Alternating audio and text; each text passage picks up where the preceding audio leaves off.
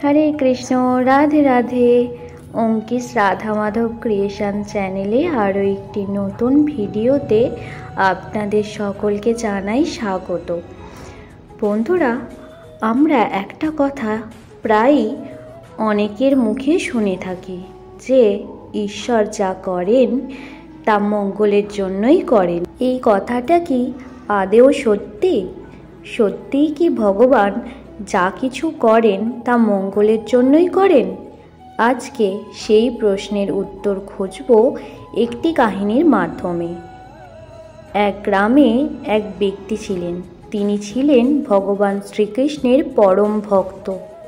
ভগবানের সান্নিধ্য লাভের জন্য সংসার জীবন ত্যাগ করে এক মন্দিরে দিন কাটাতেন। সেই মন্দির থেকে তিনি মন্দির ঝাড় দেওয়া, মোছা, ভগবানের ভোগ প্রসাদ রান্না করা ইত্যাদি যাবতীয় কাজকর্ম করতেন আর রাত্রিতে সেখানেই শুয়ে পড়তেন। একদিন তার মনে একটি প্রশ্ন জাগল, ঈশ্বর তো সর্বময়, সব কিছুর কর্তা তিনি, তাহলে চারিদিকে এত অন্যায় অত্যাচার হয়, ভগবান কিছু বলেন না কেন? কেন খারাপ মানুষকে পাপ করতে দেখেও তিনি চুপ করে থাকেন? এই একই প্রশ্ন বারংবার তার মনে ঘোরাফেরা করতে লাগলো। তখন তিনি ভগবানের কাছে গিয়ে বললেন, হে ভগবান, হে করুণাময়, চারিদিকে এত অন্যায় অত্যাচার দেখেও তুমি কেন চুপ করে থাকো? কেন খারাপ মানুষদের কিছুই বলো না?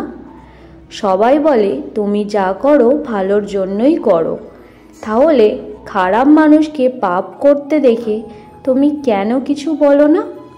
এ কথা শুনে শ্রীকৃষ্ণ হাসলেন এবং তিনি এই ভক্তকে দর্শন দিয়ে বললেন, আজ আমি তোমাকে অলৌকিক ক্ষমতা প্রদান করব।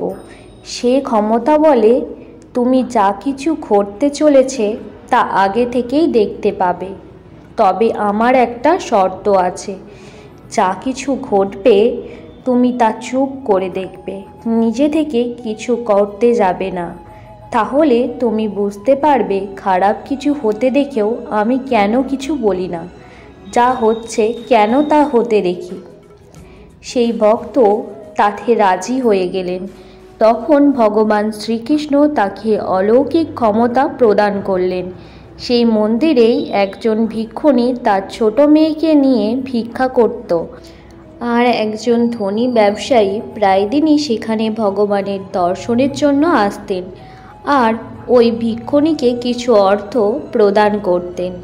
সেই দিন ভগবান প্রদত্ত ক্ষমতা বলে সেই ভক্ত দেখতে পেল কিছুক্ষণ পরই সেই ব্যবসায়ী ওই মন্দিরে আসবে আর তার পেছন পেছন এক যুবক আসবে। যখনই ওই ব্যবসায়ী ঈশ্বরের দর্শন করে ফেরার পথে ওই ভিক্ষুণীকে কিছু অর্থ সাহায্য করতে যাবে, তখনই সেই যুবকটি তার হাত থেকে তার পয়সার ব্যাগটি ছিনিয়ে নিয়ে দৌড়ে পালাবে। তাকে টাকার ব্যাগ নিয়ে পালাতে দেখে ওই ভিক্ষুণী সেই চোরটির পেছনে দৌড়াবে, কিন্তু যুবকটি লুকিয়ে পড়বে আর তাকে খুঁজতে খুঁজতে রাস্তা পার হতে গিয়ে ওই ভিক্ষুণী গাড়ির তলায় চাপা পড়ে মারা যাবে। এসব দেখে ওই ভক্ত খুবই উদ্গ্রীব হয়ে উঠল।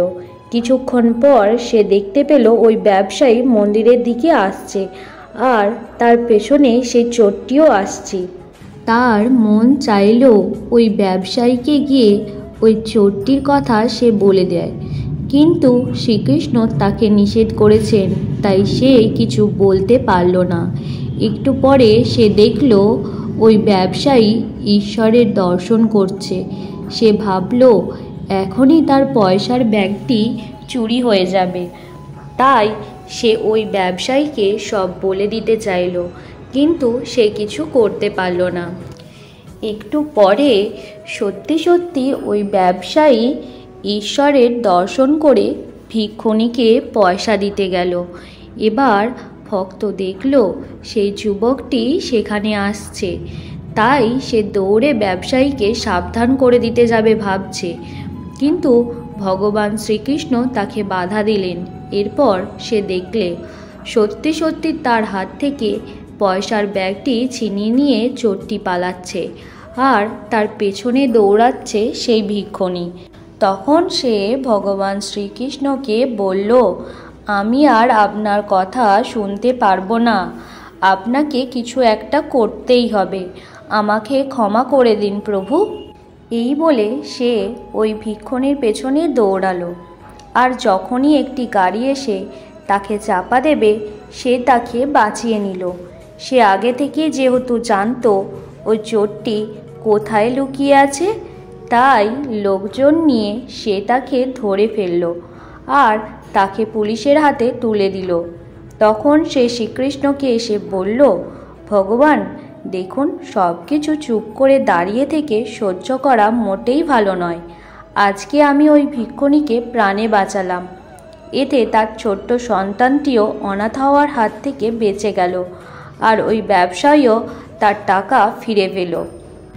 তখন শ্রীকৃষ্ণ বললেন, এবার আমি তোমাকে দেখাচ্ছি তুমি যা করেছো তার জন্য কি হবে। আর যদি চুপ করে দাঁড়িয়ে থেকে সব সহ্য করতে তাহলে কি হতো। এরপর ভগবান তার অলৌকিক শক্তি বলে সব কিছু ওই ভক্তকে দেখালেন। সে দেখল যুবকটি যে টাকা চুরি করেছিল তার মা অসুস্থ, তার অপারেশনের জন্য টাকার দরকার, তাই সে ওই টাকার ব্যাগ চুরি করলো। কিন্তু যেহেতু ওই ভক্ত সব কিছু আগে থেকে দেখে ফেলেছিল আর তাকে পুলিশের হাতে ধরিয়ে দিল, তাই ওই যুবকের মা বিনা চিকিৎসায় মারা গেলেন। আর ওই ভিক্ষুণী একইভাবে ভিক্ষা করতে লাগলো। এর কিছুদিন পর সে ভিক্ষা না পেয়ে অনাহারে মারা গেল আর তার মেয়েটি সারা জীবন দুঃখ কষ্টে কাটাতে লাগলো। তারপর ভগবান শ্রীকৃষ্ণ আবার বললেন, আজকে ওই ভিক্ষুণীর মৃত্যুযোগ লেখা ছিল, তুমি যেহেতু তাকে প্রাণে বাঁচিয়েছ তাই তার মৃত্যু ক্ষণকাল স্থগিত হয়েছে মাত্র। আর ওই যুবকের মায়ের এখনও কিছুকাল জীবিত থেকে কর্মফল ভোগ করা বাকি ছিল, কিন্তু যেহেতু সে কর্মফল ভোগের আগেই মারা গেছে তাই পরবর্তী জন্মে তাকে এই কর্মের ফল ভোগ করতে হবে। এবার তোমাকে আমি দেখাচ্ছি, তুমি যদি চুপ করে দাঁড়িয়ে থাকতে কিছু না করতে তাহলে কি হতো। তখন ভগবানের দিব্য শক্তি বলে এই ভক্ত দেখতে পেল ওই ব্যবসায়ীর টাকার ব্যাগ ফিরিয়ে আনতে গিয়ে যেহেতু ওই ভিক্ষুণী মারা গেছে, তাই ওই ব্যবসায়ী তার মেয়েটিকে নিজের সাথে নিয়ে গেল এবং নিজের মেয়ের মতোই তাকে মানুষ করতে লাগলো। এর ফলে সারা জীবন সে সুখ স্বাচ্ছন্দ্যে কাটাতে লাগলো। অন্যদিকে ওই যুবক মায়ের চিকিৎসা করে নিজে থেকে এসে পুলিশের কাছে ধরা দিল এবং তার চুরি করার কারণ ব্যবসায়ীকে জানালো। এতে ব্যবসায়ীর রাগ কমে গেল এবং তিনি তার সাজা মুকুব করে দিলেন। এসব দেখে ওই ভক্ত ভগবানের কাছে ক্ষমা চেয়ে নিলেন এবং বললেন, ভগবান আপনি আমাকে ক্ষমা করে দিন, আমি এসব কিছুই বুঝতে পারিনি।